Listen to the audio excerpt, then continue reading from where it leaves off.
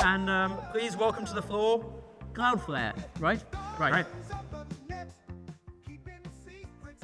Hi there, we're the co-founders of Cloudflare. The entire Cloudflare team is proud of the service we have built. We're excited with the opportunity to launch Cloudflare to the world at TechCrunch Disrupt. This literally is the definition of a disruption. So let's get started again. I'm Matthew Prince. This is Michelle Zatlyn. Lee Holloway is in the back of the room. We're the three co-founders of Cloudflare. The entire Cloudflare team is here with us today. And launching is a sacred event. You only get to do it once. And we couldn't be more excited than to be doing it at TechCrunch Disrupt. Our vision is that we're going to power the internet. Great pitch. Around the world, thank you to everyone at Cloudflare. We would not be the company we are without you. Happy birthday, team. Happy birthday, Cloudflare. Let's keep living up to our mission of helping build a better internet. Thank you for being part of the team.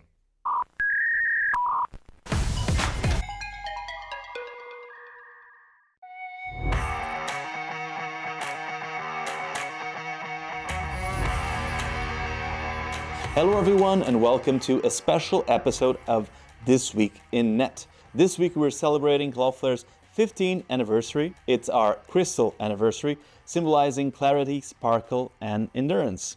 Launched on September 27, 2010 at TechCrunch Disrupt, Cloudflare began as a school project idea in January 2009 between two Harvard Business School students in their 30s, Michelle Zatlyn from Canada and Matthew Prince from Utah in the US. That summer, they moved to San Francisco to join Lee Holloway and set up their first office above a nail salon in Palo Alto, not far from where Steve Jobs lived. Culture often takes shape from people's personalities, from chance, and from the mission they share. That's what this episode is all about.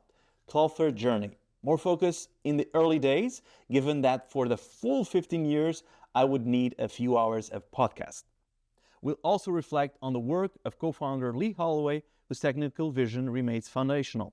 He stepped down in 2016 after being diagnosed with frontotemporal dementia, but his influence lives on, even in the codename of Cloudflare's IPO in 2019, Project Holloway.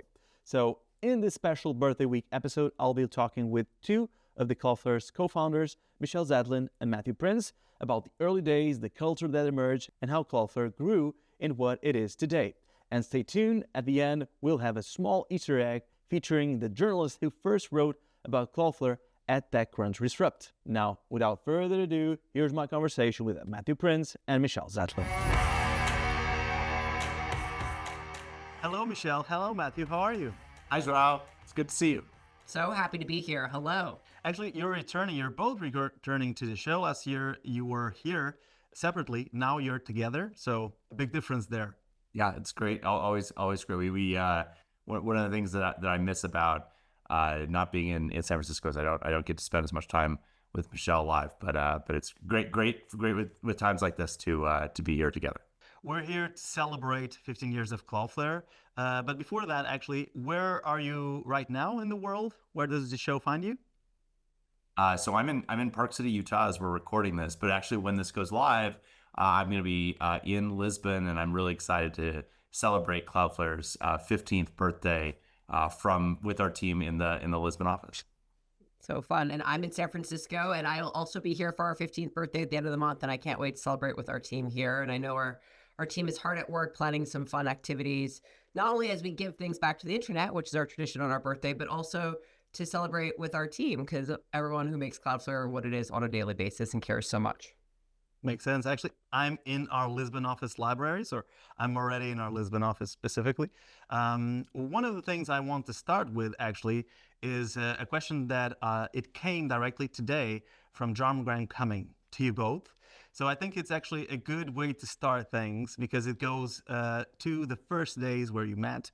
So it's a little bit on that, which is specifically here, when you met at Harvard Business School more than 10 years ago, what qualities did you see in each other that made you want to create a company together?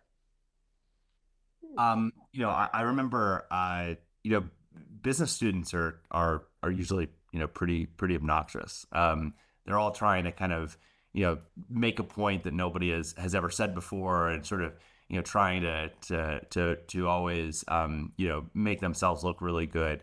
And I remember in the first few sessions of class, there was one person there who I kept being like, wow, she's really doing business school wrong.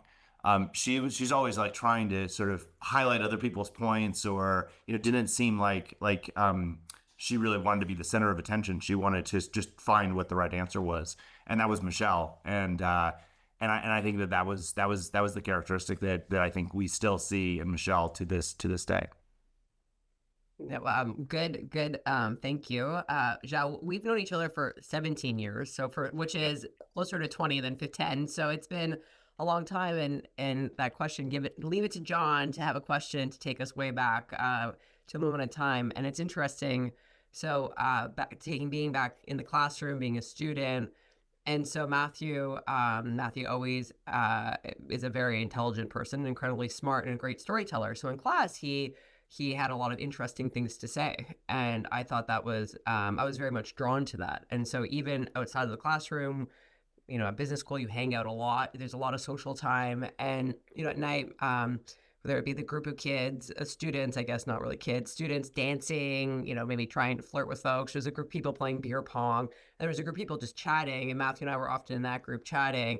But not just about kind of what was going on, it was about ideas. And Matthew was kind of this printing press of ideas and topics, and it was super fun. And I was really drawn to that, and I loved to engage with it. And so I think that was super interesting. And I fast forward to today, and for all of us who are lucky to know Matthew, he's an incredible idea person and an incredible storyteller. And it is, sometimes they're so audacious, you're like, that will never work. And other times you're like, actually, that is brilliant. And so it's just such a privilege to get to have a business partner like Matthew, because that's rare in today's world. But quite interesting to see, and I know a bit of that history. It's in our site even. We have a page called Our Story, that explained a bit of the first moments, even during Project Honeypot. That was around when you were at Harvard, Project Honeypot, right? It was a company already, but of course that's not Cloudflare. Cloudflare came later. How was that process of, okay, there's this project from Matthew and Lee Holloway at the time, and now we need to create a plan, we need to create a company. How was that process of having the idea and making it work? Yeah, I mean, so Project Honeypot was something that Lee and I had built in a former company called Unspam, and we built it largely because a guy named Paul Graham, who went on to start Y Combinator, he threw a conference at MIT called the MIT Anti-Spam Conference, and he invited me to come speak, and I gave a talk one year because I was an attorney, and he asked me to. I gave a talk on basically how to write laws to throw spammers in jail, and it went over well, even though it was a very technical audience. And he's like, come back and just give the same talk. And I was like, Paul, there's going to be 95% of the audience is exactly the same. They were nice enough to humor the lawyer the first year, but we not the second year. And so I went to Lee and I said, who was a just straight out of college young engineer on our team. I said, could we build a system that actually tracked how bad guys operated online? And we built it not to do anything other than to get data that was sufficient to give a talk at this conference, and then put it in the corner and largely forgot about it.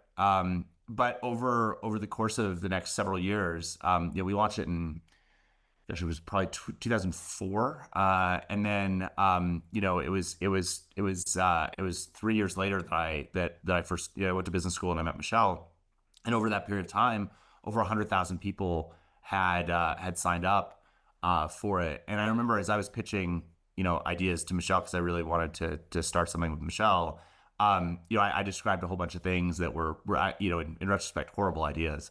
But at some point I was describing Project Honeypot to Michelle, and she was just, she was like, why? I don't understand this. Why? Like, she kept asking, why do people want to, why would anyone sign up for it? Why would they waste their time? What do they get out of it? And I was sort of exasperated. I was like, Michelle, don't get it. Like they want to track the bad guys, and she's like, yeah, but why does that matter? And I finally, said because someday they want us to actually, stop them. And she was like, "That's it. That's the idea. That's what we should build." And so that was really that was the transition from where Project Honeypot was sort of the genesis of the idea, but was really kind of just a data gathering project. It was really when Michelle said, "No, the real opportunity is can you actually not just track the bad guys, but actually stop them." Yeah, it was, it's amazing.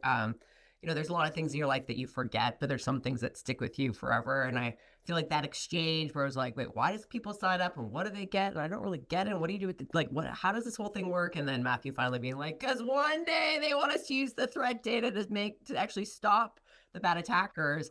I feel like that will be forever imprinted in my brain. And it was almost like a light bulb went off. And I think it's interesting because there's a lot of folks today who do projects on the side or community-based towards things. And I think this is a great example where Matthew and Lee worked on that for about 5-6 years before, like really, and that was great. It was its own thing and it was working, but it went on as a stepping stool to be a foundation for something much bigger. And so I think it's just a good reminder in life that life is a collection of experiences and really to go collect a bunch because that's where the richness comes from. And so thank you, Matthew and Lee, for starting Project Honeypot. And thank you, Paul Graham, for the anti-spam conference, because without that, it would be, maybe we'd still be here, but it would be definitely a different path. Yeah, I mean the other story that we haven't I don't think told in a long time was I remember early on we won a business plan competition. Michelle and I had moved out to California, which is where Lee was, but we didn't have any money really to build this. And we were like, how are we going to get servers? Because we knew we needed to build this ourselves. And Lee and I were sitting in the corner like, how are we going to do this? How will we figure it out? Maybe we need to raise money earlier. What it is? And Michelle pipes up and says, you guys talk about how passionate the Project Honeypot community is. Why don't you just reach out to them and see if they have any servers? And Lee and I were like, that's the dumbest idea we've ever heard. And Michelle was just persistent. She said, just it doesn't hurt to ask. And so we had the zip codes of where everyone was. And so we gathered anyone who was basically within 50 miles of San Francisco or Palo Alto where we were. We sent an email to, and the response rate was just extraordinary. And people would be like, oh yeah, I've got an old server. So I don't know if it works or not, but if you come here and pick it up, you can have it. And so Michelle, she had a little Jetta and she actually drove around to each of these different Project Honeypot community members, gathering up this just hodgepodge collections of servers. And none of them worked, but we were able to sort of Frankenstein enough pieces together in order to do that. But I think the thing that was actually almost as important was on those drives, Michelle also talked to every one of the different people and said, hey, here's what we're thinking about. And every time she'd come back, she'd come back with servers, but she'd also come back with sort of ideas of what customers wanted that we could build. And that was super important for the early days of what we ended up building. Can you think about that? Like literally emailing kind of a group of people saying, hey, does anyone have extra servers lying away? And now for those of you listening, you're like, why would extra servers being lying around? Because cloud computing really wasn't a thing back then. It was just getting started. This was 2009. At the time when we started to work on this idea, there was like the headlines of all of, your favorite Substack or take your whatever, TechCrunch articles, take the media of the time is cloud computing a fad or not? And so it was very new, wasn't really well adopted yet.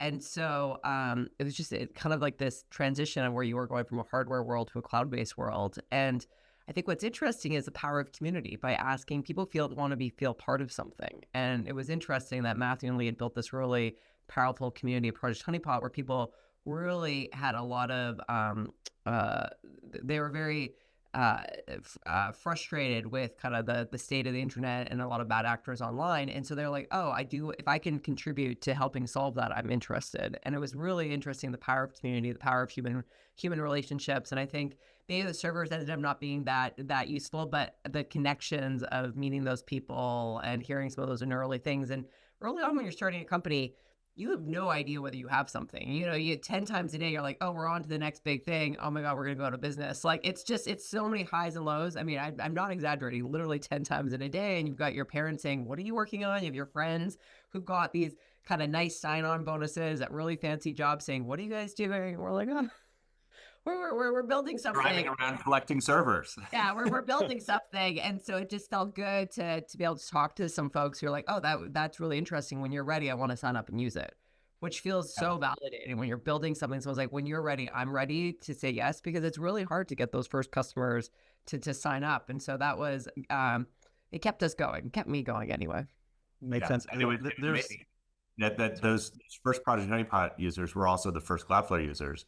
We emailed them, and our first data center was actually in Chicago, and so we only had one, right? And today we have hundreds, but we had one, and so we wanted the performance to be good. So we looked for people who were in the Chicago area, and we sort of signed them up as the first users. And the email, the way you used to sign up for Cloudflare was we targeted people who had GoDaddy accounts, and we built a little tool, and I guess we call it an agent today, that would log into GoDaddy and change your name servers. But we sent an email out, and it was literally like, hey, go to this site and type in your GoDaddy username and password, and then push a button, and we're going to go, make your site faster. And the number, and again, these were people who had signed up for a security, service. And the number of people, first of all, who said, absolutely, I'll go do that. And they just went and did it because they really trusted this community that we'd built. But then they would almost inevitably write back about, 10 minutes later and say, hey, did I just fall for a phishing scam? And we're like, no, don't worry. It was right. We obviously changed the way that you'd sign up for Cloudflare, but it was, but early on, that community was so critical to getting everything going from the idea to the actual physical equipment, and then even the first customers. Everyone would sign up. We would kind of send folks, 10 people would sign up, and then the next we'd send the next wave, and we kind of go. We kept getting better every time, and I almost did back then again.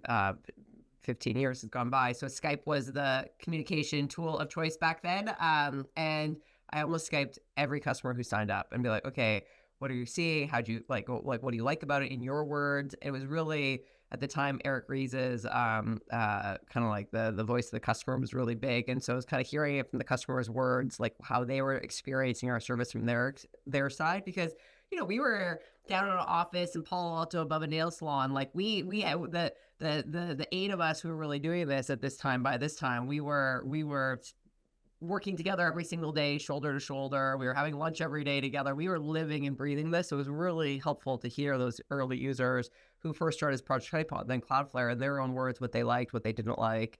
And of course, along the way, we got some people who are like, I'm never going to use this service. You're like, oh, thanks for the feedback. We'll come back to you in a little bit once we're further along. And so you gotta find your early adopters and then keep going. Always a technical company from the get-go. Specifically, even the first users came from that technical background of Project Honeypot. This reminds me also the fact when Steve Jobs said, hey, when you need something, just ask. If you explain what you need it for, people potentially will give it and help. And it goes along this story as well in terms of, hey, servers were needed. There was a community explaining why those are needed, and maybe they want to participate in a way. In what way, from the get-go, winning the Harvard Business School plan there was the real ignite to create the company before TechCrunch Disrupt in 2010. So this was 2009, right? Harvard, and then the official Cloudflare company starts in terms of the 15 years that we're celebrating was TechCrunch Disrupt. In what way that process of becoming a company really was set in motion because of the winning of the Harvard business plan there? Yeah, I think it's always hard to say when things really start. Michelle and I started talking about this idea back in January of 2009. We started working kind of on the business plan over the course of that semester. I think it was March when we came up with the name, March or April of 2009. We ended up winning the business plan competition in May of 2009. We incorporated the company in July, raised money in November, and then hired our first employees. Started I can't remember, in January of 2010. So like in every one of those steps, it wasn't totally clear. Was this just kind of a school project, or was it going to be something more? I think, the point at which I thought, gosh, I guess we're really doing that is probably the moment when you extend the first offers to employees, because that all of a sudden it's like, it's not just us being crazy, but now other people are betting their careers on us. And so, probably sometime in the, after we'd raised money, and before they actually started, sometime in there, I was like, gosh, I guess we're really doing this. But again, it's these things kind of, they sort of sneak up on you in various ways. And I think that, that was when we started hiring people and, signed the lease and moved into the office space. That was sort of when it was kind of real for the first time. When other folks, you're like, oh wow, they're leaving another job to come work at this point. You're like, okay, this is not a school project anymore. This is people's lives and livelihood. It's interesting because I sometimes you think about, gosh, I mean, all the conversations that lined up. I mean, add on to Matthew and I met at business school in Boston, and he grew up in Utah. I was from Canada. Lee was living out in Cupertino, California. And we decided to kind of pack our stuff up in a U-Haul and move out here to give it a go. And, I think about like the courage it takes to show up in a new place, to think, hey, you're going to try and raise some money and start a company. Sometimes I think like, I'm not sure I would do that again, but gosh, I'm so glad we did. But you kind of don't know. And it's actually okay. And I think that one of the things I've learned along the way, and, even from that moment, is I think opportunities present themselves to people all the time. It is not obvious. Like, it was not obvious we should do this. I think Matthew did a good job. It's like, it's hard to know when it started. There was something there. We kept pursuing it, but we had kind of other optionalities, and we kind of kept narrowing the optionality. We kept getting more and more into this, and we were very committed. But it was interesting that, like, I think the people see opportunities all the time. Most people just don't take them. And I like to tell the story where it wasn't obvious that we should take this opportunity, because that's, I think, sometimes the best opportunity. It's not obvious. You have to go make it obvious. And so it was just one of these things where the stars aligned. It was almost like the universe helped us align everything, but in a very kind of foggy way. And every time we took an action, we learned more and got better at it. And so, the other big thing that I think has been a big learning around Cloudflare in those early days is we were just a group of doers. Like, we really, when you start a company, you have nothing. You have to do everything. You got to pull the email list. You got to email the customers. You got to do all this. You got to write every single line of code. You got to do all these things. And it's through the action of doing and talking to people and calling potential customers and hearing the heart. We're definitely never going to use you to, oh my God, I love this. You finally, because of you, I finally slept through the night for the first time in 5 years because of your service. Oh, wow. Those sorts of things are impactful. You get better and you learn more.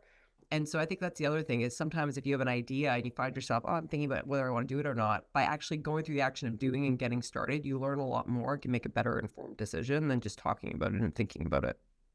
Yeah, and it was amazing how long it still felt incredibly fragile. Like I remember that we had moved. So our original office was in Palo Alto. It was at 542 Emerson Street in Palo Alto. It was it's above a nail salon, next to a basically smoke shop, across the street from a not very good Thai restaurant. And then we moved in I think February of 2011. From there up to San Francisco. We were in the Prince Center, 665 3rd Street in San Francisco. And Michelle and I had desks that were facing each other. And we had a phone, and the phone rang, and the caller ID said LinkedIn on it. And I knew that they'd really recruited Michelle to be an executive at LinkedIn. And she had turned it down to come to Cloudflare. And I remember my heart just sinking, thinking, oh God, I hope Michelle's not going to leave to go. And again, this is after, we at that point, we'd gotten a lot bigger. We'd raised even more money. And I remember telling Michelle that, and she was like, "What are you, crazy? Of course I'm committed to this. We're on it." But it was even 2 years in, it still wasn't. It felt like we were on to something, but it also still felt incredibly fragile. And I think even today, I was watching this interview of Steve Ballmer talk about Microsoft in the 90s, which I remember as being this kind of behemoth and just dominating the industry in so many ways. And the entire time he's recounting those days, talking about how just terrified they were that they were going to get crushed. And they were afraid of IBM, and they were afraid of all of these other things that were going on. And I think that that's the thing that, even if you look and see companies that look very successful, like Cloudflare is today, from the outside, what you don't see is the inside of just all of the, everyone stays anxious, throughout the entire thing. And I think we still are very much in that. There's a lot left to do. There's a lot that can still go wrong, and that means we have to show up to work every day, and just continue to execute. Makes sense. I read TechCrunch Disrupt, September 2010. How big was it for the company in terms of launching, in terms of creating the guidelines that came to be, bringing awareness? How big it was? I think it was it had kind of been our plan. Before Disrupt existed, there was the TechCrunch 50, I think it was called, which is a startup competition. And I remember we were sitting in the office when we were reading the news that they'd canceled the TechCrunch 50. And we're like, oh my gosh, what do we do? Because our plan had been, we wanted some kind of launch event to allow us to really introduce Cloudflare to the world, and also to give our team kind of a deadline to shoot for. And we really wanted it to be in the fall of 2010, because we thought it took about 9 months to build kind of the initial prototype of Cloudflare. And so I remember we reached out to everyone we could to figure it out, and we learned pretty quickly that they were actually going to recreate sort of this thing, but they were going to call it Disrupt. And so we were, I think they did the first one actually in New York in the spring, and then we applied to be part of it in the fall. And our application at first was just terrible. Like I still have some of the videos of it, and it was really awful. But we worked on it and we refined it, and I think we did a really good job with the pitch. But it was terrifying. Like as Michelle and I got ready to get up on stage, there were still bugs that meant that like the sign up flow didn't work.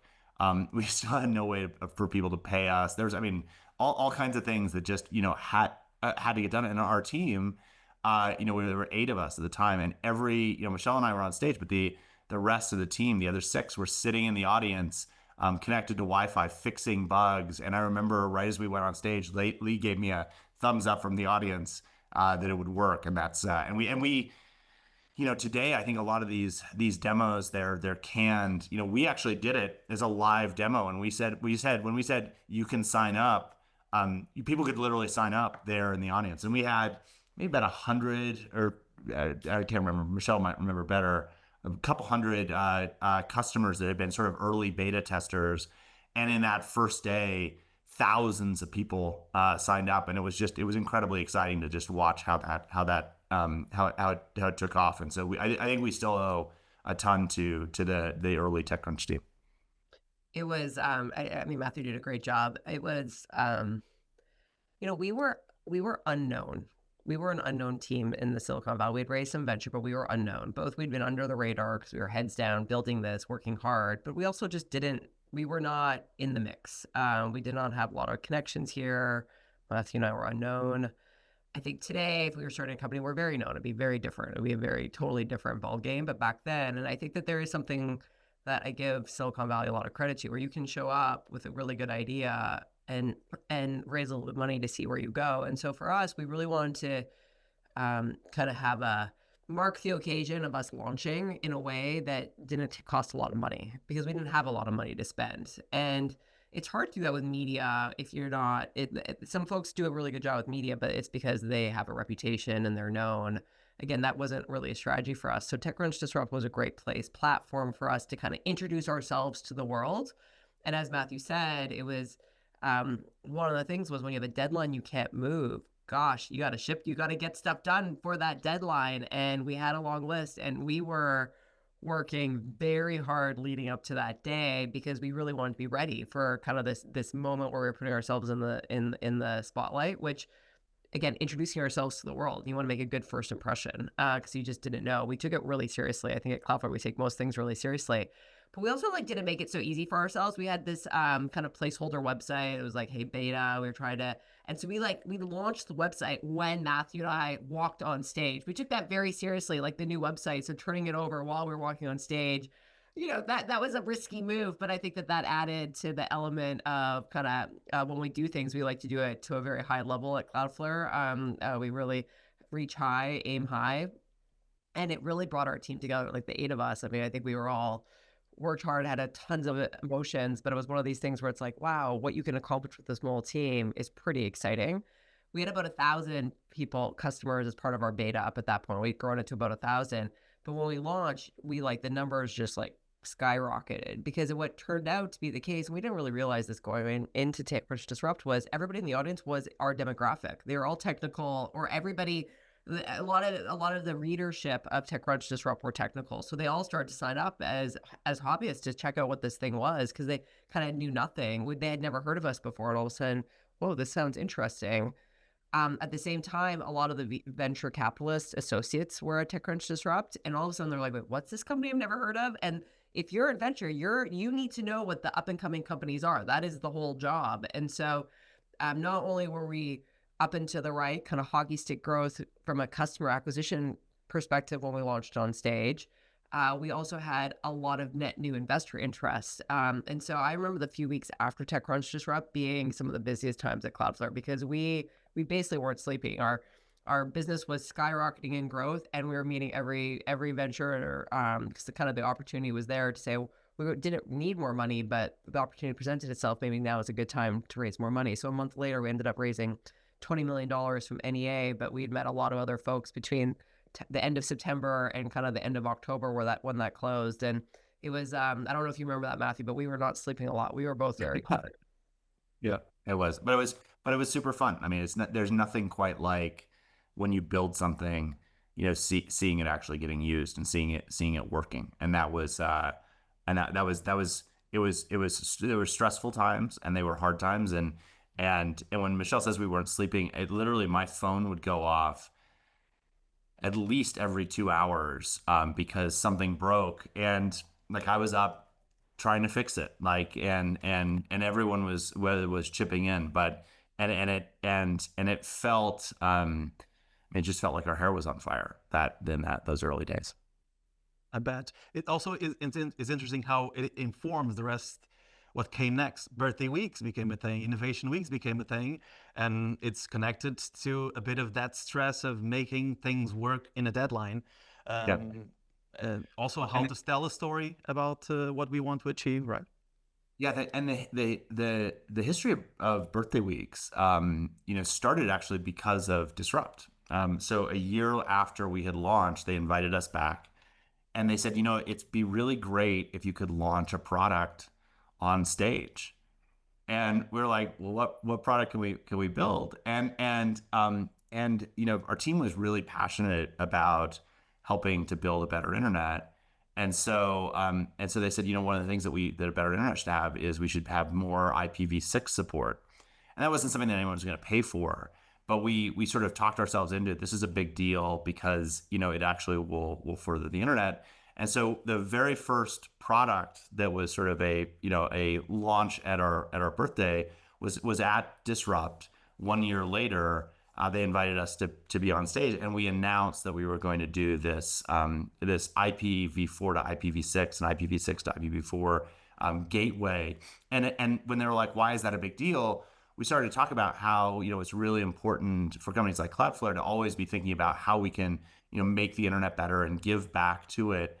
And we took what was kind of a boring product and made people really interested in it. And that then started the tradition where every year we think, what are other things that we can do that are really moving the internet forward, and how can we think of those as almost the gifts that Cloudflare gives back to the internet, and it becomes one of the sort of most it kind of just really resonates across the entire team that week, and the products that we launched, which are not usually about us making more money, but they're usually about us doing things that make the internet better, making encryption free, rolling out Cloudflare workers so that anyone can do that. Paper crawl, was something that we announced before, and again, I think it all comes back to how do we think about how we actually can be doing those things that really help the internet. And interesting to see that Cloudflare was runner-up in the TechCrunch Disrupt. The winner was a quickie that doesn't exist anymore. It was bought from Yahoo 2 years after TechCrunch. But a really smart, interesting team. Some of the people from there did just some really interesting work. And you look across, especially the other alumni who, Nick, who did Data Miner, and a bunch of others that were at that same time. It's amazing to see how there were just a bunch of really interesting entrepreneurs that many of them went on to continue to do really amazing things. We don't have a lot of time, so I have a question from Stephanie Cohen, actually, about some pivotal moments where you made decisions that changed the course of the company throughout these 15 years. If you can recollect some. There's so many. We became runner-ups at TechCrunch Disrupt. We were bummed. I mean, you don't go shooting for first and come in second. We were super bummed, but Matthew was like, let's issue a press release, celebrating them, claiming we won the audience award. We were the audience choice. Audience choice. And so we were the audience. We won the audience choice. And so I think that's a little bit of you got to make these things what it is. So that kind of speaks. That's a small example, but just of the mindset of kind of what it took. There was a moment where there was a Cloudbleed where there was this big kind of security vulnerability in OpenSSL. It was a big thing in the industry. And I remember our systems engineering team had been working on it for a long time. They're like, the question was it real or theoretical? And we'd been working on it for 10 days, and we were able to replicate saying, actually, that it was actually practical. It was more a theoretical threat. And so our team was like, let's do let's open it up to the community. So we kind of put something up on our server, and we issued the Heartbleed challenge. And I remember we have a company meeting once a week. It's called Beer Meeting. It used to be on Fridays. Now it's on Thursdays. And it was Friday, beer meeting. That's how we used to end every week. And I remember someone in one of our teams being, oh my God, someone cracked it. Less than 8 hours. And it was just this moment of like, oh my God, like that you have a lot of smart people at Cloudflare, but there's also so many smart people in the community. So all these moments along the way that for sure changed how we think about it, how we have people internally think about it, aim bigger, think bigger. How do you make something? How do you reframe the story? I think those things are just some of the examples. I'm sure I have so many others, but Matthew, why don't you share some of yours? I want to hear yours. I mean, I think that in 2014, the difference between the free version of Cloudflare and the paid version of Cloudflare, the biggest thing was the paid version included encryption, the free version didn't. And a bunch of our team came and said, hey, we say we're helping build a better internet. A better internet is clearly a more encrypted internet. We need to bring encryption down to our free customers. And Michelle and I were like, guys, then why would anyone pay for Cloudflare? That's the difference between the paid version. And the team was just like, listen, if we really believe in the mission, we should do this. And it was incredibly hard. It was a threat to kind of our underlying business model. It was a incredibly difficult technical challenge. We didn't know if we could actually manage the certificates. We didn't know if we could have the capacity to handle that much encrypted and decrypted traffic across the fleet of servers that we had. And then it was a business challenge because every CA, every certificate authority at the time, charged you per domain, and that wouldn't work because we couldn't keep signing up free domains and have to pay every new one. So it to be fixed. And there was no Let's Encrypt. There was nothing else like it. And so, we sort of made a decision that we were going to try and figure out how to do it, and everyone was working on it. Like the technical team was doing that. Michelle was helping think through like how we could actually create differentiation in plans as we were going forward. I was spending a ton of time just calling every CA in the world, and it was finally literally the receptionist at Global Sign who thought what we were doing was interesting, and she championed it internally at Global Sign for them to do basically a fixed fee CA deal with us. And I remember, on September 27th of 2014, we pushed the button to turn encryption on across all of our free traffic. And it was one of those moments in time where there were all these services that monitored how much of the web was encrypted, and overnight it doubled. And that was one of those times where the entire team looked at that and was like, whoa, we did that. And it felt like one of those moments where we were actually living up to that mission of helping build a better internet, and conversion rates did go down, but they went down a teeny bit. But what changed was the number of people signing up every day went up by 10x. And I've talked to we know the team now at Let's Encrypt and everything, and they're like, the fact that you guys did that gave us the confidence to do that. And today, the vast majority, 98% plus of the web is encrypted. And I think that as we look back on some of the things that we did that were the biggest, most meaningful, impactful things, that's the memory that keeps coming up for me. That's a good one. And just think about that. When we started, the web was not encrypted. It just wasn't. Less than 1% of all requests went over HTTPS, and now it's 98%. Not because of us, but we are one of the reasons why, which is pretty amazing. Just in how much has changed on a technology standpoint, I think you forget about that. And so that moment was super special. It was hard technically, hard commercially, but not impossible. And there's a big difference between impossible and very hard. And it really, it set back to being audacious and what we're going to do. And then it created a cascading wave of other sorts of things. Then we started to push other protocols forward and become the place where we were helping move new protocols for the internet forward, whether it was Speedy or TLS 1.3 or HTTP3 or whatever it's been over the years.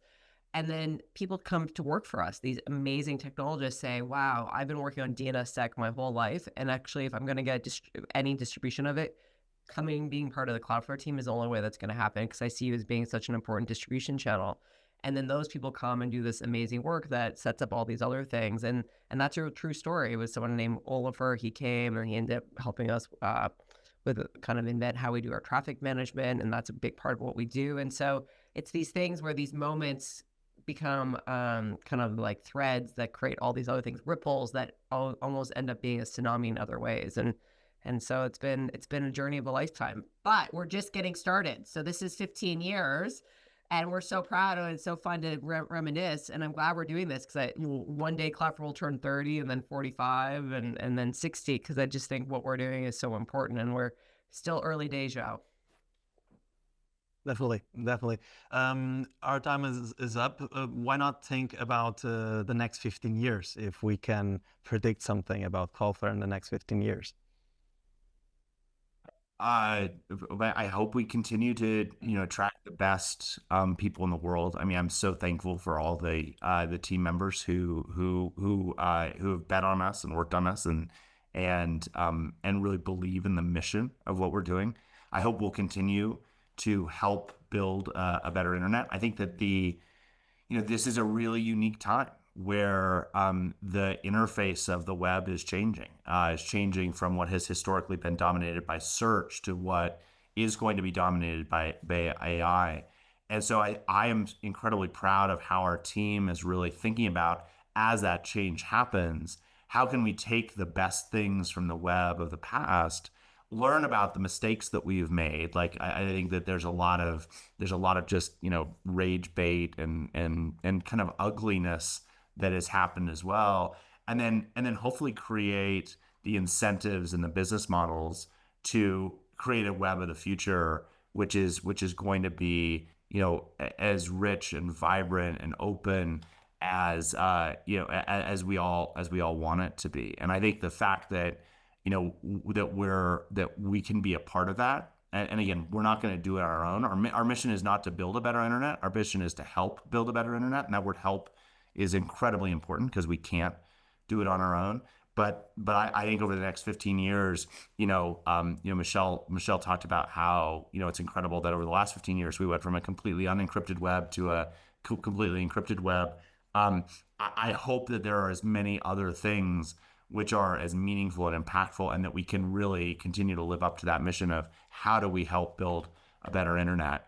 And that's and I think that's going to keep us busy, not just for the next 15 years, but for a long time after that.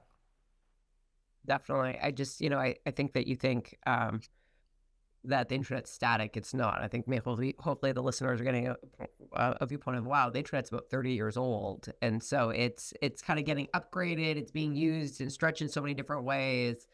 And again, we are one people in the ecosystem back to help on the help word that Matthew said of helping move it forward so that businesses and people can get everything out of it that it needs. And I just think we really play a critical role given our architecture and where we sit and the technical team we have. And that's such a privilege. And it's the internet's a miracle. It's added so much value to society and it's going to continue to do so, but there's real risks and challenges ahead. And so we're excited to help our customers, our businesses, and people who use our service to get everything they need out of the internet, because it's not going anywhere. Absolutely. And the internet is done by people, by science, by companies. And it was great to learn a bit more on the first days of Cloudflare and how the first days actually inform the company's culture for future years. So that's quite interesting to also be a part of. Thank you for sharing. Thank you so much. And happy birthday, Cloudflare. Happy birthday, Cloudflare. Happy birthday, Cloudflare. And that's a wrap. Hey, my name is Jason Kincaid, and I wear a bunch of hats at Cloudflare. I product manage Cloudflare TV. I'm on the strategic programs team. I've worked here since late 2018. And before Cloudflare, early in my career, I started as a reporter at TechCrunch, which I think we're going to be talking about. After that, I emceed TechCrunch Disrupt many times. I had the great fortune of appearing as myself in that capacity on HBO Silicon Valley. I wrote a book called The Burned Out Blogger's Guide to PR. And then I did a bunch of consulting for years before joining Cloudflare. So for those who don't know, TechCrunch Disrupt is the marquee tech conference. They hold it in several places around the world. Cloudflare launched TechCrunch Disrupt in San Francisco in 2010, and I was a reporter at the time. Candidly, TechCrunch Disrupt for reporters is basically a rush of adrenaline and caffeine and cranking out all the blog posts and making sure all the companies are getting the coverage they deserve. What I remember about Cloudflare's launch, I have this memory of sitting at a table, probably writing some other posts, and then Michael Arrington, the founder of TechCrunch, who was my boss, said to me, I think he was standing next to Matthew Prince, founders of Cloudflare, and he said, "Jason, can you write this one?" And I said, "Yep." And sure enough, not too long later, I was more or less trying to live transcribe their presentation on the TechCrunch Disrupt stage. And if you read the blog post, I would say I did a passable job in that respect. And the post, I think, turned out okay, but there are a bunch of typos I kind of want to go back and fix 15 years later. But, I think for the startups, it's really a catalyst moment where it puts them in this pressure cooker, where many of them have not presented in front of an audience this large. Typically, you're going to see a throng of 1,000 people. It seems to stretch out forever. And they're showing off their baby that they've been working on, maybe in secret for years. And Cloudflare killed it with their presentation. I believe they won.